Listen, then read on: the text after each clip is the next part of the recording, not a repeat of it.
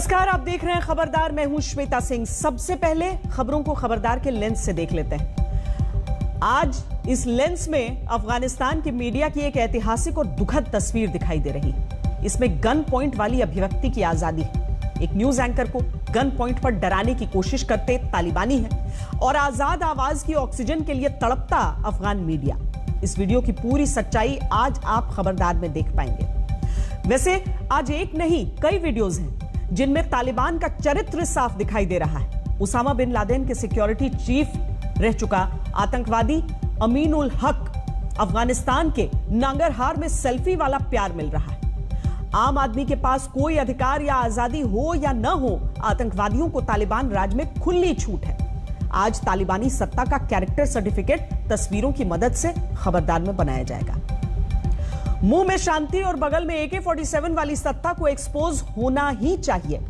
तालिबान के supreme leader मुल्ला हिब्तुल्ला अखुंजादा की एक तस्वीर सामने आई है और यह कहा जा रहा है कि वो कंधार में है। पिछले 2 साल में अखुंजादा का कोई वीडियो या वॉइस मैसेज सामने नहीं आया था, इसीलिए उसे लेकर तरह तरह की आशंकाएं जताई जा रही थी। इसके अलावा काबुल हवाई अड्डे पर बढ़ते तालिबान के कंट्रोल का विश्लेषण करेंगे। तालिबान की डेडलाइन का अब सिर्फ 1 दिन बचा है और बीते 24 घंटे काफी धमाकेदार गुजरे हैं। आतंकियों से इंतकाम लेता अमेरिका कितना मजबूर है और 31 अगस्त के बाद क्या होने वाला है, इसकी पड़ताल करेंगे। अफगानिस्तान में आईसिस के आतंक पर अमेरिका अपने ड्रोन के वार कर रहा है तो पड़ोस के सुरक्षा हालात पर भारत की तैयारी भी कम नहीं है। रक्षा मंत्री राजनाथ सिंह ने इशारा दे दिया है कि अफगानिस्तान की आड़ में पाकिस्तानी सेना और उसके पाले हुए आतंकियों की जुर्रत बर्दाश्त नहीं होगी। आप जानते हैं कि अफगानिस्तान में तालिबानी सत्ता आने के बाद से वहां पर आतंकियों का खुला सम्मेलन चल रहा है। जिस आतंकी के जो मन में आ रहा है वो कर रहा है, कोई रोकने वाला नहीं है। ऐसे में भारत के तेवर और तैयारी को समझना होगा। और बच्चों को स्कूल भेजा जाए या नहीं, परिवारों में अब भी इसे लेकर फाइनल राय नहीं बन पा रही है।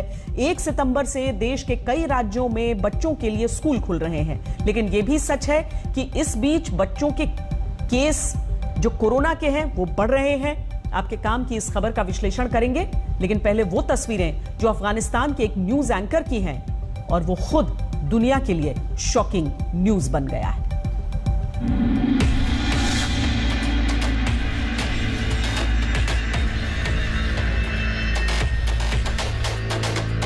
به نام خدا و عرض سلام و درود بر شما بیننده های شبکه جهانی افغانستان. به ویژه برنامه پرداز باز هم شما را خوش آمدید میگویم.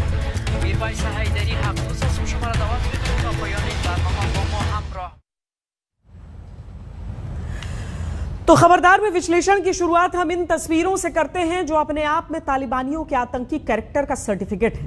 पहली तस्वीर अफगानिस्तान के न्यूज स्टूडियो की है। एक बार को ये तस्वीरें देखकर ये लग सकता है कि ये किसी फिल्म का सीन है, लेकिन तालिबानी ट्रेजेडी है और अफगानी मीडिया का तालिबान एडिशन है। न्यूज स्टूडियो में हथियारों से लैस तालिबानी डरा हुआ एक न्यूज एंकर, जिसे ये पता है कि एक बात इधर से उधर हुई, जरा सी भी गलती हुई तो चारों तरफ खड़े तालिबानी अपनी गोली से न्यूज एंकर की बोली को हमेशा के लिए बंद कर सकते हैं। अफगानिस्तान में टीवी इंटरव्यूज का ये नया दौर है। इस वीडियो में जो स्टूडियो आप देख रहे हैं वहां एक कार्यक्रम चल रहा है जिसमें हथियारों के साथ कम से कम 8 तालिबानी आतंकवादी एंकर को घेर कर खड़े हुए हैं। उनकी बंदूकों का निशाना सीधे एंकर है और नजरें इन्हीं 8 में से एक तालिबानी के इशारे पर। इस एंकर का नाम है मीरवाइज हैदरी हकदूस, जो एक डिबेट शो पेश करते हैं, लेकिन तालिबानियों की एंट्री के बाद उन्हें इस्लामिक अमीरात ऑफ अफगानिस्तान का स्टेटमेंट पढ़ना पड़ा। जाहिर है तालिबानी अधिकारी और उसके साथियों को इस टीवी कार्यक्रम का हिस्सा बनने के लिए किसी की इजाजत की जरूरत नहीं थी। इनके हथियार ही इनका एक्सेस कार्ड बन गए। गन पॉइंट पर खबरें पेश कर रहे इस न्यूज एंकर ने कार्यक्रम की शुरुआत में कहा कि इस्लामिक अमीरात चाहता है कि जनता उसका साथ दे और किसी को भी डरने की जरूरत नहीं है। वीडियो के एक हिस्से में स्टूडियो का बैकग्राउंड दिखाई देता है जिसमें पीस स्टूडियो लिखा हुआ है। आप कह सकते हैं कि यह डर से भरी एक ऐसी शांति है जिस पर तालिबान का ठप्पा लगा हुआ है। तालिबानियों का झंडा भी सफेद रंग का है जिसे शांति का प्रतीक कहा जाता है, लेकिन तालिबानी शांति जरा दूजी किस्म की है। तालिबानी आतंकी पूरे अफगानिस्तान को खामोश कर देना चाहते हैं। उन्हें अपने चारों तरफ गन पॉइंट वाली शांति चाहिए। आदेशों को बिना सोचे समझे मानने वाला आज्ञाकारी दिमाग चाहिए, झुके हुए सिर चाहिए और गन पॉइंट वाला सलाम चाहिए। अब दूसरी तस्वीर देखिए। यह तस्वीर साफ साफ गवाही दे रही है कि तालिबान की सत्ता ने कैसे आतंकवादियों को फ्री पास दे दिया है। यह वीडियो नंगरहार का है। इसमें जो आतंकी दिख रहा है उसका नाम है डॉक्टर अमीन उल हक। ये तोरा बोरा में ओसामा बिन लादेन की सिक्योरिटी का इंचार्ज था। ये अब अफगानिस्तान में तालिबानियों की चूंकि सत्ता आ गई है तो ये पूरी शान के साथ अपने प्रांत में लौट आया। यानी संदेश साफ है कि आतंकवादियों को अफगानिस्तान में चिंता करने की कोई जरूरत नहीं, क्योंकि उन्हें पता है कि तालिबानी सत्ता उन्हें पलकों पर रखेगी, पूरी सेवा करेगी। तीसरी तस्वीर ये भी दिखाते हैं जिसमें अफगानिस्तान की त्रासदी का एक ट्रेलर आपको दिखाई देगा। इन तस्वीरों में रॉकेट लॉन्चर का हमला नहीं है, बल्कि अपने देश की शांति और सौहार्द नष्ट होने के बाद एक एक निवाले के लिए संघर्ष करते लोग हैं। इन तस्वीरों में बारूद वाली एयर स्ट्राइक नहीं है, इनमें भूख वाली स्ट्राइक है। काबुल और उसके आसपास के इलाकों से जो रिपोर्ट्स आ रही हैं वो बताती है कि वहां बड़ी संख्या में ऐसे लोग हैं जो दर दर की ठोकरें खा रहे हैं, मूलभूत जरूरतों के लिए संघर्ष कर रहे हैं। ये तीन तस्वीरें एक तरह से तालिबानी सत्ता का कैरेक्टर सर्टिफिकेट है। ये तस्वीरें बताती हैं कि तालिबान को मीडिया की आजादी पसंद नहीं है, उसे अभिव्यक्ति की स्वतंत्रता नहीं है, बल्कि गन पॉइंट वाली अभिव्यक्ति ही अच्छी लगती है। उसे स्टूडियो में जायज सवाल पूछने वाला एंकर पसंद नहीं है, उसे खुलेआम अपना स्वागत करवाते आतंकवादियों के वीडियो अच्छे लगते हैं। और वो आतंकी हमलों की जिम्मेदारी भले ही लेता रहा हो, लेकिन पानी की बोतल और भोजन के लिए संघर्ष करते लोगों के प्रति तालिबान की जिम्मेदारी शून्य है।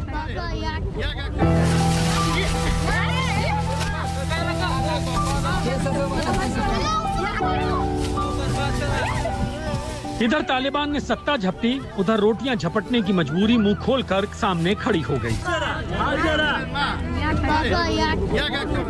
ये सिर्फ तस्वीरें नहीं, अफगानिस्तान की तकदीर है, जहां हथियार वाली लड़ाई तो खत्म हो गई है, लेकिन भूख से युद्ध शुरू हो चुका है।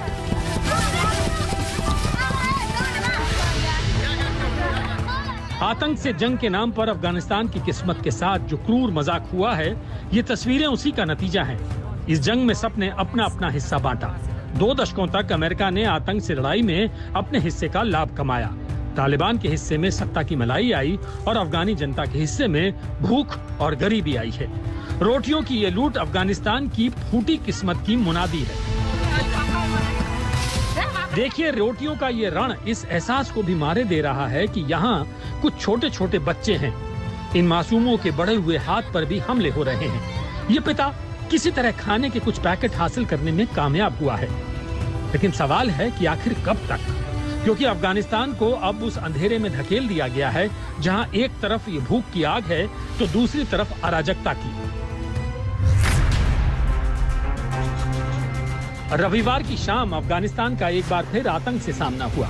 हामिद करजई हवाई अड्डे के करीब एक रिहायशी इलाके में अमेरिका ने ड्रोन दागा। टारगेट पर था वो आत्मघाती दस्ता जो हामिद करजई हवाई अड्डे को दहलाने निकला था। अमेरिका का दावा है कि इस जलती हुई कार की तरह आतंकी साजिश को जलाकर खाक कर दिया गया है। The president will stop at nothing to make ISIS-K pay for the deaths of those American service members at the Kabul airport. He will ensure that we get the people responsible for this. अमेरिकी intelligence agency का दावा है कि ये नई साजिश भी ISIS Khorasan की ही थी, जिसको अफगानिस्तान से जाने के बाद भी खत्म करने की अमेरिका कस्में खा रहा है। और आज अमेरिका ने रॉकेट से हमले की एक और साजिश ध्वस्त कर दी। आतंकियों ने 5 रॉकेट दागे, जिसे अमेरिकी डिफेंस सिस्टम ने हवा में ही मार गिराया। रॉकेट से भरी एक कार को भी टारगेट पर धुआं कर दिया गया। According to eyewitnesses, rockets struck Salim Karwan Warhead.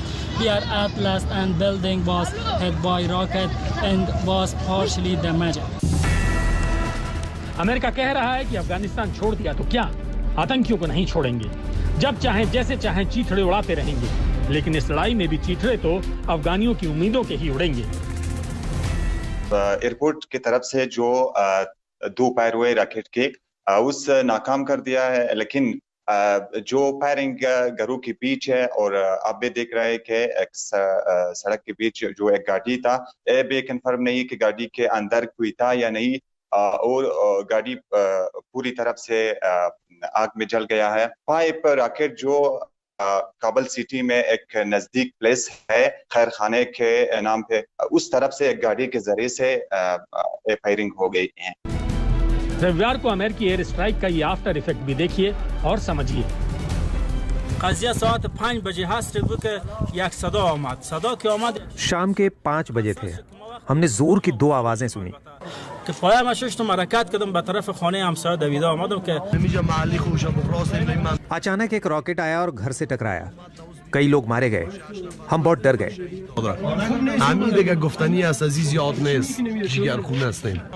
मैं घर की छत पर था, तभी रॉकेट की आवाज आई। सब चिल्लाते हुए बाहर आ गए। दमकल की गाड़ियां नहीं आ पाई। लोगों ने पानी से आग बुझाई। यहाँ कोई सुरक्षा नहीं है। हम हमारे घर में ऐसा नहीं चाहते।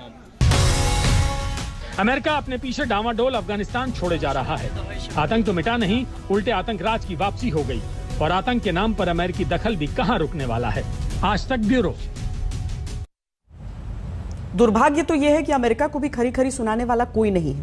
जब जी चाहता है अलकायदा को खत्म करने के नाम पर कहीं बमबारी कर देता है, कभी तालिबान उसका दुश्मन हो जाता है, कभी तालिबान उसका साथी हो जाता है और वो आईसिस के पर बरस पड़ता है। सीधी सी बात है, अच्छा आतंक और बुरा आतंक में जब तक अमेरिका जैसे देश भेद करते रहेंगे, अफगानिस्तान की जैसे देशों की जो आम जनता है वो त्राही त्राही करती रहेगी। अफगानिस्तान में लोकतंत्र की 13वीं खूब धूमधाम से मनाई जा रही है। सारे कर्मकांड पूरी निष्ठा से निभाए जा रहे हैं। तालिबान के हाथों में सत्ता का प्रसाद थमाकर अमेरिका चलता बना। अब तालिबान के राज तिलक की तैयारी हो रही है। तो इस आतंकी ब्रिगेड का सर्वे सर्वा हिब्तुल्लाह अखुंज़ादा भी अवतरित हो गया। अफगानी न्यूज एजेंसी के हवाले से अखुंज़ादा की नई तस्वीर सामने आई है और यह खबर भी सामने आई है कि अखुंज़ादा मरा नहीं है, जिंदा है और इस समय कंधार में मौजूद है। अखुंज़ादा को लेकर तरह तरह की खबरें आती रहती हैं। वो जिंदा भी या नहीं, इसको लेकर भी सस्पेंस रहा। अभी भी इसकी कोई गारंटी नहीं कि वो जिंदा ही है। हाँ, इस बात की पूरी गारंटी है कि 31 अगस्त के बाद अफगानिस्तान पूरी तरह तालिबान के हवाले होने जा रहा है। इसका एक बड़ा संकेत काबुल हवाई अड्डे से आया है, जहां अब तालिबान का कंट्रोल बढ़ रहा है।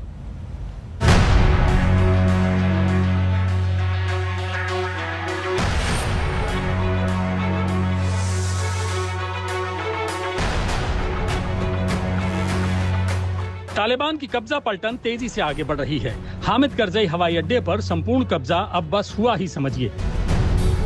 एक यही इलाका था जो अभेद था, अब इसमें दरार आ गई है। तालिबानी दस्ता अंदर तक घुसपैठ कर चुका है। यह हामिद करजई का अंदरूनी हिस्सा है। अब तक यह हिस्सा अमेरिकी सेना के नियंत्रण में था, लेकिन अमेरिकी सेना ने इस हिस्से को खाली कर दिया है। अब यहाँ तालिबान के बदरी कमांडो का कंट्रोल है।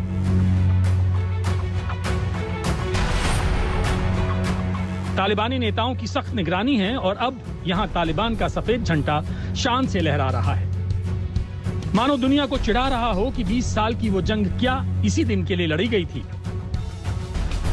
When did you get hold of this area? In 2 hours. 2 hours ago? Yes, we come here.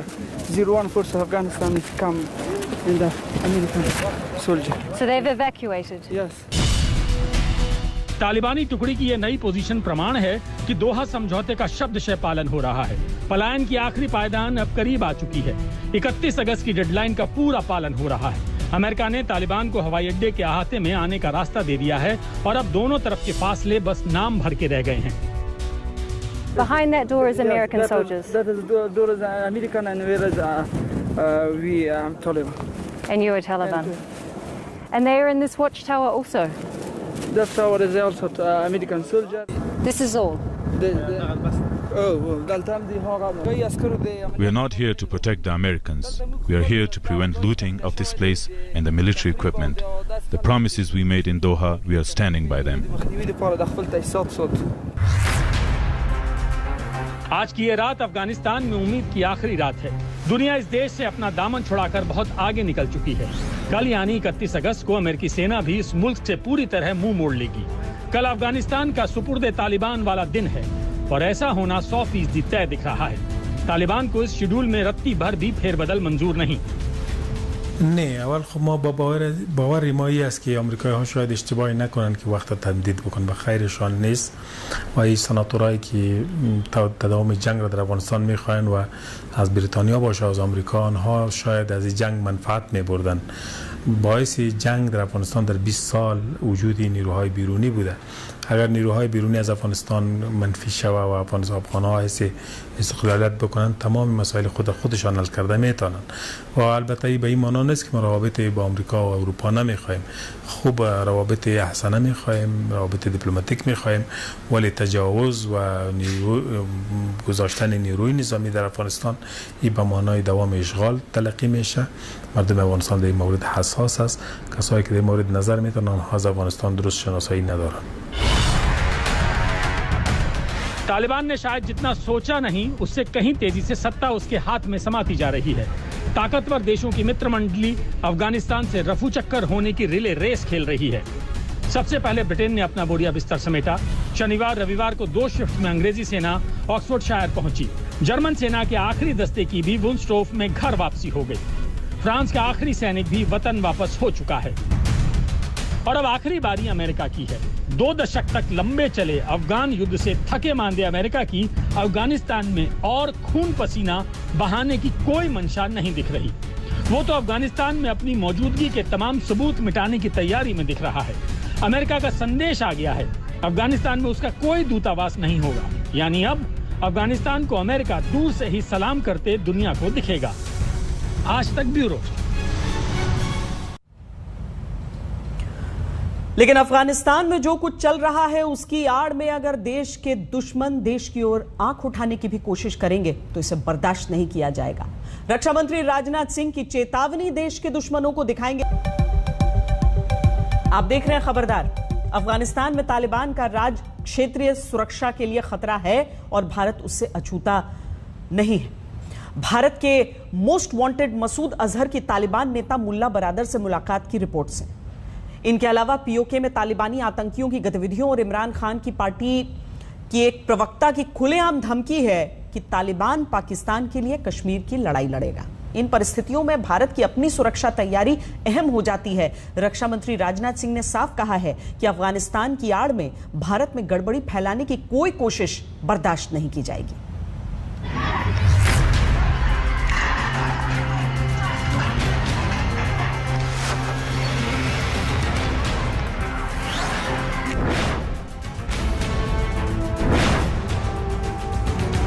पड़ोस के अफगानिस्तान में जो कुछ भी घटित हो रहा है वह सुरक्षा की दृष्टि से नए सवाल खड़े कर रहा है और वहां के हालात पर हमारी सरकार लगातार नजर बनाए हुए है। नभ जल थल आकाश पाताल कहीं से भी पैदा होने वाले खतरे से निपटने की हमारी तैयारी हमेशा रहती है।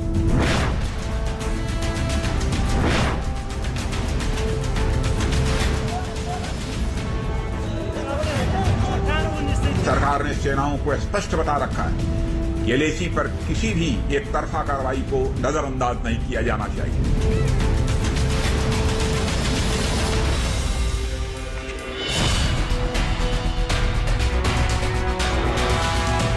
रविवार को अमेरिका के ड्रोन अटैक में काबुल एयरपोर्ट की ओर आ रहे संदिग्ध आत्मघाती हमलावरों को मार गिराया गया।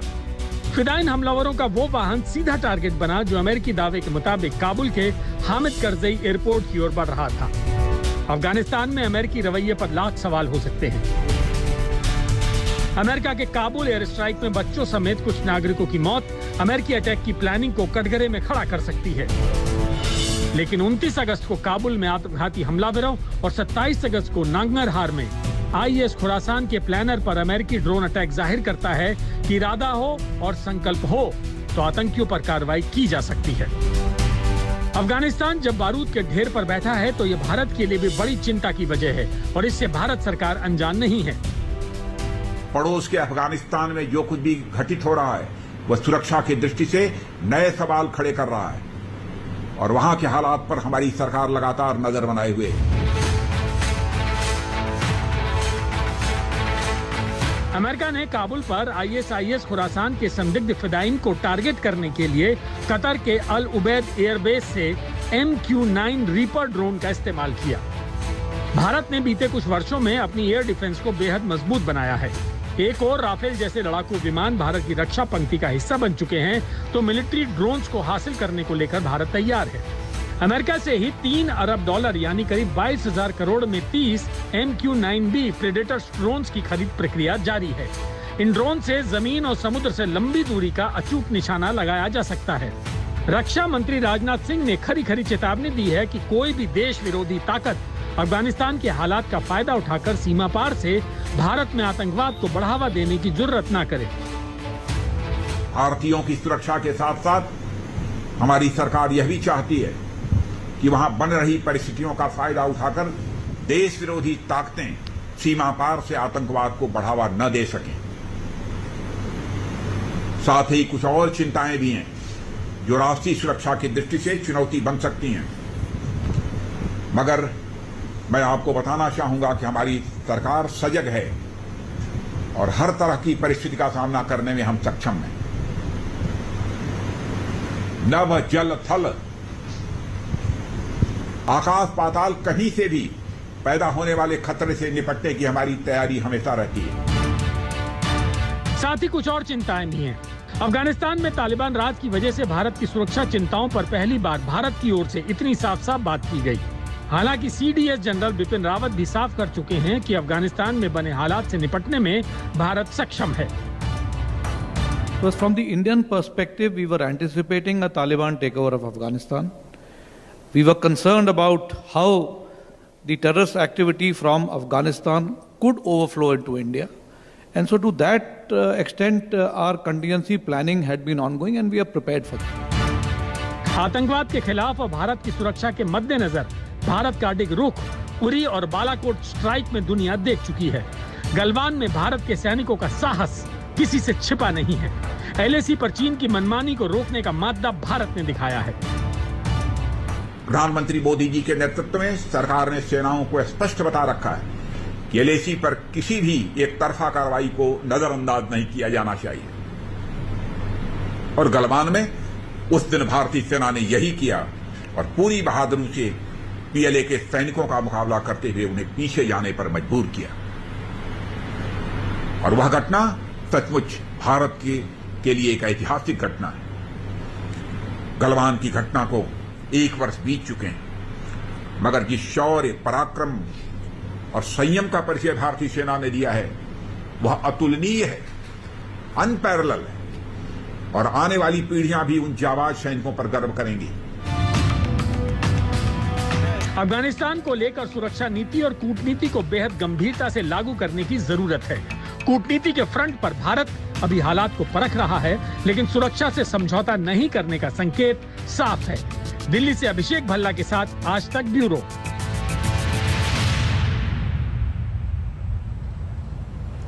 भारत अपनी सुरक्षा तैयारियों को लेकर सजग है, लेकिन कोरोना से सुरक्षा पर आपको अलर्ट करना भी जरूरी है।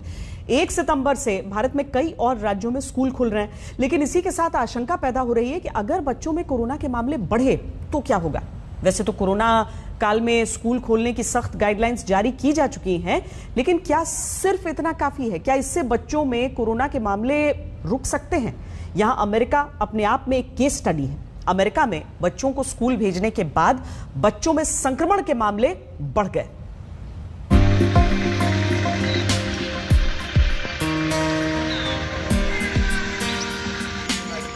एक सितंबर आने में सिर्फ 1 दिन का फासला है। कई और राज्यों में स्कूलों की घंटियां फिर बजने वाली हैं। बच्चों के स्कूल दोबारा खुल रहे हैं।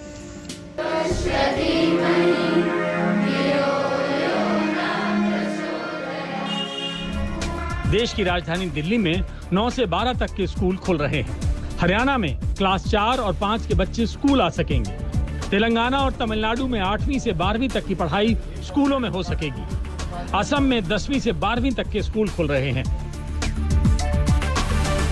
दिल्ली में दिल्ली डिजास्टर मैनेजमेंट अथॉरिटी ने स्कूलों के खुलने की गाइडलाइंस जारी की हैं। क्लासरूम में अधिकतम 50% क्षमता रखने की इजाजत है। सभी टीचर और अन्य स्टाफ वैक्सीनेटेड होने चाहिए। छात्रों को एक दूसरे का लंच, कॉपी, किताबें और स्टेशनरी साझा करने की इजाजत नहीं होगी। जो छात्र और टीचर कोविड कंटेनमेंट जोन में होंगे उन्हें स्कूल कॉलेज आने से रोका जाएगा। लेकिन लाख टके का सवाल है कि क्या ये कोरोना गाइडलाइंस पर्याप्त हैं? क्या बच्चों की सुरक्षा इतने से सुरक्षित होगी? There has been a whole question mark raised about the wisdom of opening schools. So now we are to look at all the aspects of it, and what they have said over there is that there is a multi-layer. Multi-layer means that everybody is vaccinated when they go to school. They go, there is ventilation which is made, all the precautions of distancing are done, and masking is 100%. Corona काल में school खोलने के मद्देनजर Bharat America से सीखकर खुद को तैयार कर सकता है। अमेरिका ने जुलाई में स्कूल खोलने का फैसला किया था। वहां अब बच्चों में कोविड-19 के बड़े मामले देखे जा रहे हैं। जून में अमेरिका में तकरीबन 10,000 कोविड केस बच्चों में रिपोर्ट हुए थे। 12 अगस्त तक वहां बच्चों में कोरोना के मामले बढ़कर 1,20,000 तक पहुंचे। 19 अगस्त तक इसमें तकरीबन 50% का और उछाल आया और 1,80,000 बच्चे कोरोना से पीड़ित हो गए। It's a 300-400% increase in the number of kids. It also is reflective or reflects the fact that the kids are sicker because we've got a higher percentage of our COVID positive patients who need ICU care as well. ये हाल तब है जब America में 12 साल से ऊपर के बच्चों को कोरोना टीका लगना शुरू हो चुका है, जबकि भारत में अभी 12 साल से बड़े बच्चों को लग सकने वाले जायडस कैडिला के टीके को सिर्फ मंजूरी मिली है। हालांकि स्कूल खुलने के पक्ष में भी बेहद मजबूत दलीलें हैं। एक संसदीय समिति ने स्कूल न खुलने के खतरों को बताया था। बच्चों की पढ़ाई के नुकसान को लेकर इसके तमाम सामाजिक पहलू बच्चों के लिए खतरनाक हैं। आज तक ब्यूरो। भारत में भी कुछ राज्यों में ही अगस्त से ही स्कूल खुल गए हैं। आज तक को मिली जानकारी के अनुसार जिन राज्यों में स्कूल खुले हैं वहां कोरोना के मामले बढ़े हैं। पंजाब में जुलाई में 17 साल से छोटे बच्चों के 6.5% सैंपल पॉजिटिव थे, जबकि अगस्त में 16.1% सैंपल पॉजिटिव आए, यानी 9.6% का उछाल देखा गया। 17 साल से छोटे बच्चों में बिहार में जुलाई में 6.2 पॉजिटिव सैंपल थे, जबकि अगस्त में 11.5% पॉजिटिव सैंपल, यानी 5.3% का उछाल।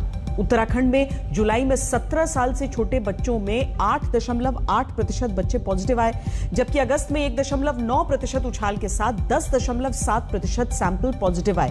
वहां 2 अगस्त से स्कूल खुले थे। जुलाई से अगस्त के बीच हिमाचल प्रदेश में 17 साल से छोटे बच्चों के पॉजिटिव सैंपल, इनमें 1.5% उछाल देखा गया, जबकि उत्तर प्रदेश में 17 साल से छोटे बच्चों के पॉजिटिव सैंपल में 1% उछाल आया। जुलाई से अगस्त के बीच छत्तीसगढ़, नागालैंड, गुजरात, मध्य प्रदेश में 17 साल से छोटे बच्चों और किशोरों के पॉजिटिव सैंपल में 2% से ज्यादा का उछाल आया। जुलाई अगस्त के इन 2 महीनों में महाराष्ट्र, झारखंड, पश्चिम बंगाल और दिल्ली में 17 साल से कम उम्र वालों के पॉजिटिव सैंपल में कमी भी देखी गई है। और खबरदार में अब हम एक ऐसी खबर आपको दिखाएंगे जो भारत के हर युवा को प्रेरणा देगी। शूटर अवनी लखेरा ने टोक्यो के पैरालंपिक्स में 10 मीटर एयर राइफल में गोल्ड मेडल जीता है। अवनी ने इस कामयाबी के लिए बहुत संघर्ष किया। 9 साल पहले उनका एक्सीडेंट हो गया था, जिससे उन्हें पैरालिसिस हो गया। वो व्हीलचेयर पर आ गई, कुछ समय डिप्रेशन में रही, लेकिन उनके माता पिता ने उनका साथ दिया और अवनी की जी तोड़ मेहनत और खुद पर भरोसा करने के मंत्र ने उन्हें विजेता बना दिया। अवनी ने गोल्ड मेडल जीतने के बाद आज तक से एक्सक्लूसिव बातचीत की। उनकी बातों का मर्म यही है कि कोई लक्ष्य मनुष्य के साहस से बड़ा नहीं होता, हारा वही जो लड़ा नहीं। I am very fortunate that I have very supportive parents and उन्होंने कुछ भी हुआ उन्होंने कभी भी मुझे मतलब उन्होंने हमेशा मुझे सपोर्ट किया है हर पार्ट में। So there were a lot of things but overall it was a good experience. Right. Mentally, physically and technically आप बहुत पॉजिटिविटी आपने दिखाई है। आपको क्या लगता है what is the most important thing to get a Olympic medal? There's no shortcut for hard work. You just have to do the hard work and believe in yourself. यही दोनों चीजें हैं जिन्होंने मुझे हेल्प करी है मेडल जीतने में। एंड आई थिंक हर किसी को they should trust themselves and they should not मतलब हार्ड वर्क करने में कोई कमी नहीं छोड़नी चाहिए। ये मेडल मेरा नहीं है, पूरा इंडिया का है। सो ये मैं सारे इंडियंस को डेडिकेट करना चाहती हूँ। एंड जस्ट सबको मैं यही बोलूंगी कि just trust yourself, you can do anything, if you believe in yourself. खबरदार में आज के लिए इतना ही। देश और दुनिया की बाकी खबरों के लिए आप देखते रहिए आज तक। आज तक फेमस